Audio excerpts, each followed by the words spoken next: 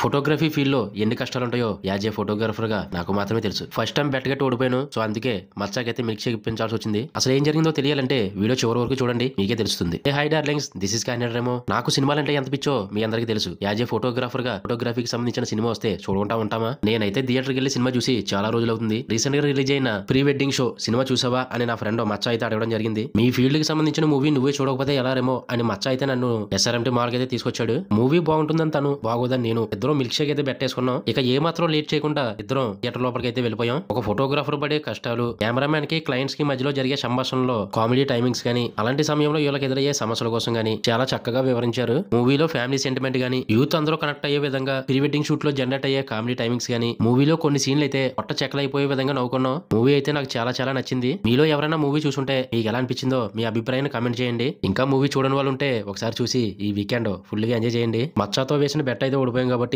చేసేది ఏమీ లేక మిల్క్ షేక్ అయితే స్పాన్సర్ చేయడం జరిగింది. మూవీకి వలే మిల్క్ షేక్ కూడా చాలా అద్భుతంగా అయితే ఉంది. ఇలాంటి మరిన్ని మంచి మంచి వీడియోల కొరకు ఏం చేయాలో తెలుసుగా, ఫాలో కొట్టుగురు.